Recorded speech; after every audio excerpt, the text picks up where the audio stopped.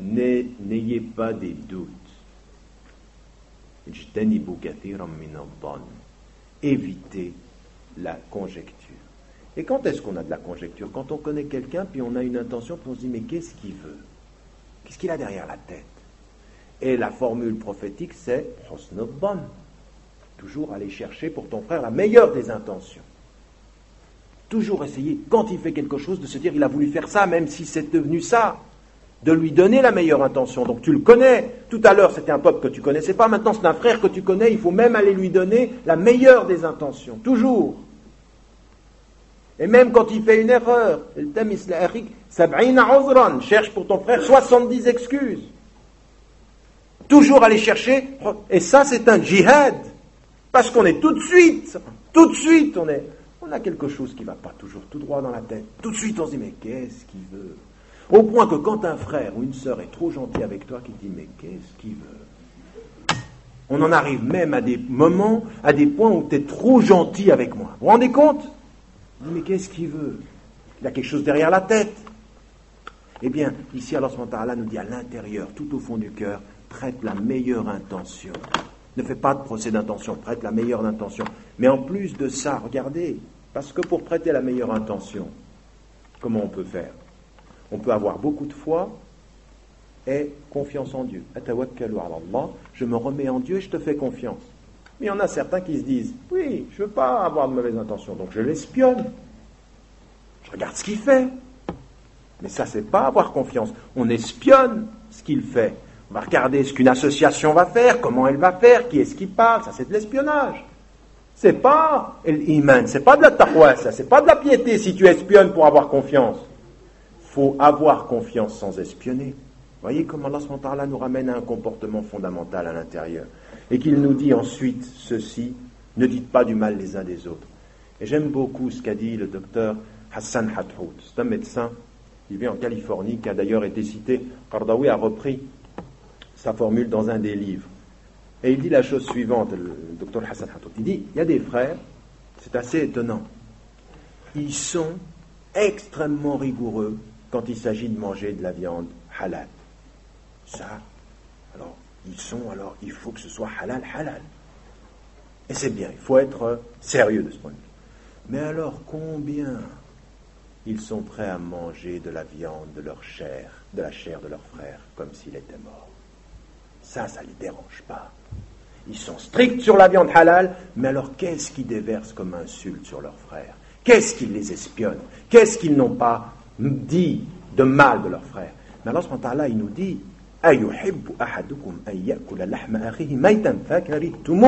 vous détestez de manger de la viande de vos frères morts. Donc quand vous parlez mal de lui, quand vous faites de la conjecture, quand vous êtes en train de le soupçonner, quand vous l'espionnez, c'est comme si vous mangiez de sa chair morte. Et le Mufassir, qu'est-ce qu'il dit? Il dit, ce que tu détestes naturellement, manger de la viande de ton frère mort, il faut que tu le détestes islamiquement, parler de ton frère en mal. Il faut que de là, tu parviennes à ça. Et ça peut arriver. Raison pour laquelle Allah subhanahu wa ta'ala, ça va t'arriver. Tu n'es pas un ange, on a déjà dit ça va arriver. Tu ne vas pas sortir de là en disant, mais moi ça m'arrive de parler mal. Oui, mais Allah subhanahu wa ta'ala, il nous donne la clé, il nous dit, craignez Dieu et reviens vers celui qui se repent. Ça va t'arriver, tu es un être humain, à des moments donnés, tu vas dire, ça va partir de ta bouche. Des fois, ton cœur est plus fort que ta raison. Parfois, tu vas parler, mais reviens à Dieu et repens-toi. C'est ça le djihad, c'est que des moments donnés, tu ne te maîtrises pas complètement et reviens à toi. Reviens à Dieu, reviens à une maîtrise. Vous avez remarqué, 1, premier niveau, tu ne connais pas le peuple. 2, tu es en dispute avec lui, tu maîtrises. 3, tu pourrais simplement, au deuxième niveau, te moquer de l'autre peuple. Ensuite, c'est dans la relation, tu calomnies, tu dis dans le dos quelque chose qui n'est pas vrai. Puis ensuite, c'est encore plus profond dans la relation. Qu'est-ce que c'est? C'est effectivement l'intention que tu soupçonnes. Et la fin de ce passage, et comme sa conclusion, elle dit tout. Ô vous les gens, écoutez bien, ô vous les gens, c'est plus croyants et pas croyants, c'est ô vous les gens, nous vous avons créé d'un mâle et d'une femelle, toute l'humanité, tous, pour qu'on comprenne bien quelle clause de jugement on doit avoir, quels paramètres, quels critères de jugement. Nous vous avons créé d'un mâle et d'une femelle, et nous vous avons constitué en nations et en tribus, c'est-à-dire en groupements. On aurait pu également aujourd'hui, nation, association, on vous a constitué en vases séparés, en communautés séparées, pour que vous vous entreconnaissiez. L'ida'arafu. C'est ça le djihad de la connaissance mutuelle. Comme la fraternité est un djihad, la connaissance mutuelle. Et c'est par la connaissance que tu vas pouvoir dépasser les animosités. Mais la clé est la connaissance. La lumière, elle n'est pas là. Inna akramakum indallahi atqakum. Le plus noble d'entre vous, c'est pas ce peuple ou ce peuple, c'est pas cette femme ou cet homme, c'est pas celui-ci ou celle-là, c'est le plus pieux. C'est tout le cheminement qu'on vient de faire en 8 versets, de l'extérieur à l'intérieur. Allah subhanahu wa ta'ala, à la fin, il nous donne, pour toute l'humanité, la clé est à l'intérieur. Elle est la piété.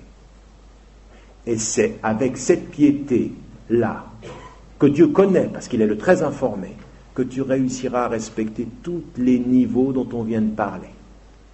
En d'autres termes, dans ta façon de parler de ceux que tu ne connais pas, dans la façon que tu as d'agir contre ceux qui s'opposent à toi ou ceux qui s'opposent au juste, dans ta façon d'éviter de te moquer des peuples, des associations, de tes frères et de tes sœurs, dans ta façon d'être avec le dos de ton frère quand il ne te voit pas mais que Dieu est avec toi, et ta façon de faire confiance à Dieu dans ce qui est dans le cœur de ton frère, il y a la clé de ta piété. C'est ça la vérité. C'est que c'est dans tout cela qu'on voit si tu as de la lumière dans ton cœur. Et je vous promets que finalement c'est très simple. On peut savoir à la façon dont vous ouvrez la bouche s'il y a vraiment de la lumière dans votre cœur. Et Allah sait la lumière, quoi que vous disiez avec votre bouche. Mais Allah il sait ce qu'il y a dans les cœurs. Mais c'est finalement si simple. À des moments donnés, vous pouvez vous dire en regardant un frère et une sœur, en l'écoutant, ce qu'il y a au bout de tes lèvres me dit énormément. Et Dieu sait ce qu'il y a comme lumière dans ton cœur. C'est ce travail-là, la spiritualité. C'est comme ça qu'on pourra aussi un tout petit peu réfléchir avec nos relations avec les autres peuples, comme nos relations avec nos autres associations, comme tout simplement nos relations avec nos frères. Revenez à ça, méditez ces passages, suivez ce cheminement spirituel, Inch'Allah, et que Dieu vous aide dans cette entreprise de réforme, Bi'iznillahi ta'ala. Barakallahu fi.